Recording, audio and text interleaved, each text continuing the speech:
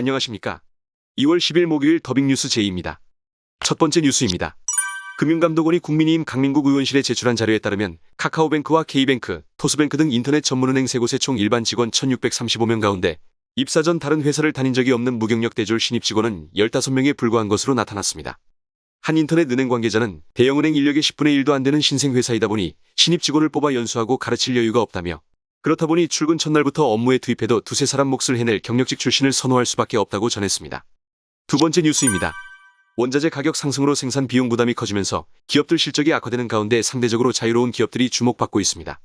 대표적인 곳은 멕시칸 프랜차이즈 음식점 치폴레인데요. 지난해 4분기 실적을 발표한 뒤 시간 외 거래에서 8%가량 급등하기도 했습니다. 가장 큰 이유는 물가 상승에 따른 가격 인상. CNBC는 메뉴 가격을 올렸지만 소비자의 구매 심리가 꺾이지 않아 인플레를 방어할 수 있었다고 보도했습니다. 인플레에 따른 기업의 가격 전가는 주로 생필품에서 이루어지고 있습니다.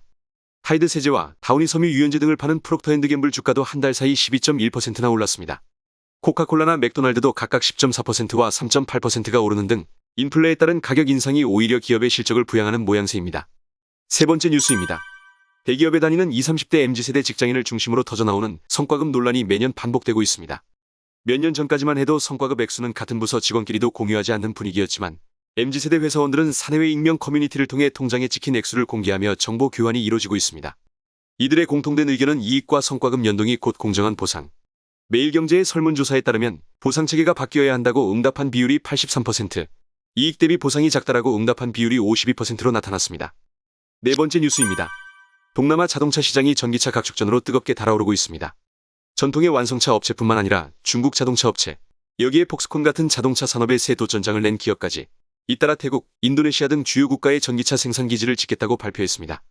현대자동차 인도네시아 공장도 오는 3월부터 전기차 아이오닉5의 생산 및 출하를 시작하고 중국의 창청자동차와 상하이자동차도 전기차를 앞세워 대대적인 공세에 나섰습니다. 이러한 동남아 자동차 시장의 글로벌 업체들이 러브콜을 보내는 이유는 인구가 6억 6천만 명에 달하고 1인당 GDP도 1만 3천 달러를 돌파한 데다 젊은 인구가 많아 성장 잠재력이 높기 때문인데요. 나아가 그동안 일본 기업 중심으로 시장이 형성되었지만 최근 전기차 전환 정책을 선언하는 동남아 국가들이 생겨나기 시작하면서 새로운 미래 시장으로 급부상하고 있는 모양새입니다. 마지막 뉴스입니다.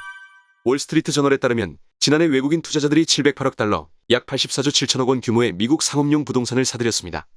2020년과 비교하면 2배 가까이 늘어난 금액인데 이 가운데 한국 비중은 58억 달러, 우리나라 돈 6조 9천억 원에 달했습니다. 한국 투자자들의 적극적인 투자 배경에는 미국의 초저금리 여건과 부동산과 같은 고수익 상품에 대한 수요가 늘어난 것으로 풀이되고 있습니다. 이에 따라 미국 현지 국가별 투자 금액에서 한국은 캐나다와 싱가포르에 이어 3위를 기록했습니다. 다음은 오늘의 채용 공고입니다.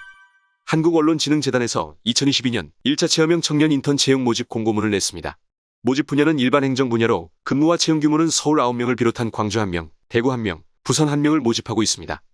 자세한 내용은 한국언론진흥재단 공식 채용 홈페이지를 통해 확인하실 수 있습니다. 이것으로 2월 10일 더빙뉴스를 마치겠습니다. 감사합니다.